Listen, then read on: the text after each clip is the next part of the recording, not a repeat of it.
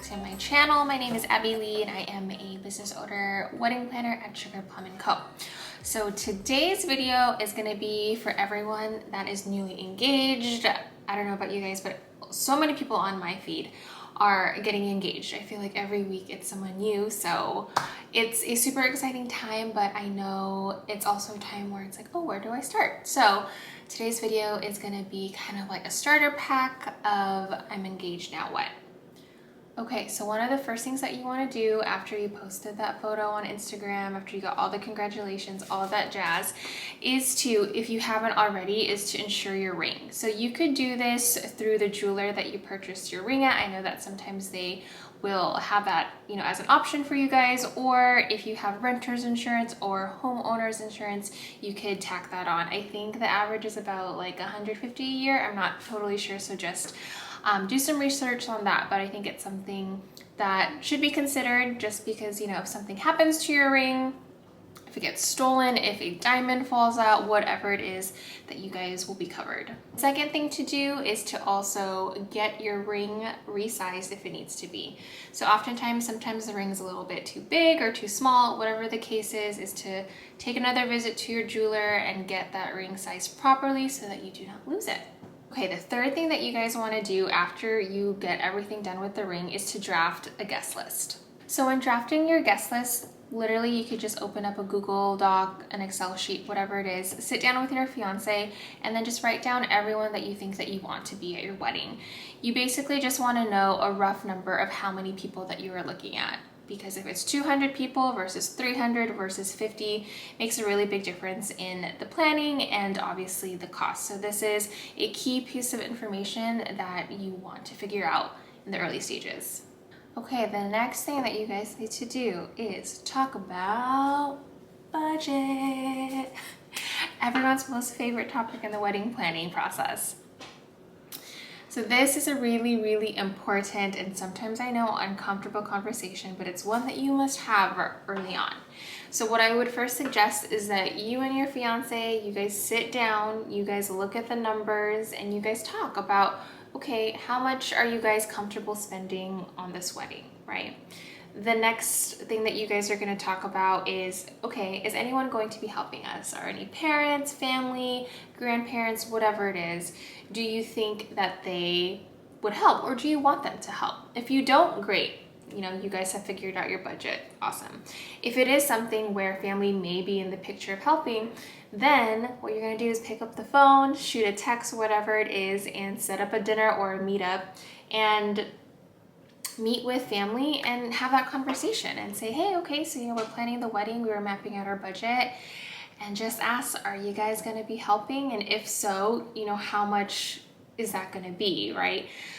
I know it's weird. I know money talk is weird, but it's just super important that everyone is communicating, that everyone is on the same page, because I cannot tell you how awkward it is when, let's say, maybe a bride, you know, has this notion that, yeah, you know, my parents are gonna cover florals and it's fine.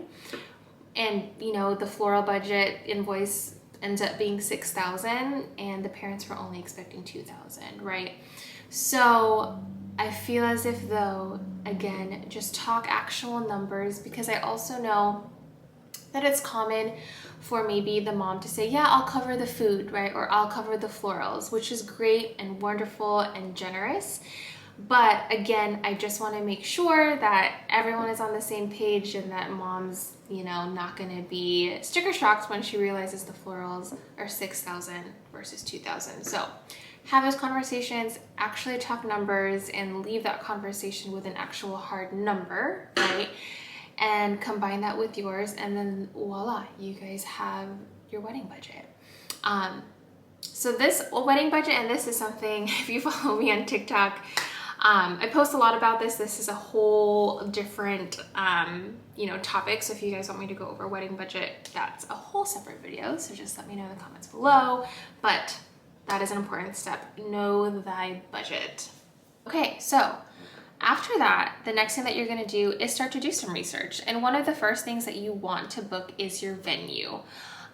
So start to think about, you know, what time of the year do you guys want to get married? Is it going to be a winter wedding? Is it going to be a spring wedding? Is it something outdoors? Where's the location? Is it something local? Do you guys want a destination wedding? So all of that stuff. So I would sit down, you know, you guys kind of talk about and brainstorm what you're envisioning and write, you know, again, is it going to be something in SoCal? Is it going to be something outdoors, etc., etc. Once you have a general idea of what you guys are looking for in a venue, then actually start to research. So pay attention extra on Instagram, right? Stalk people, stalk vendors, go on those location tags, save stuff.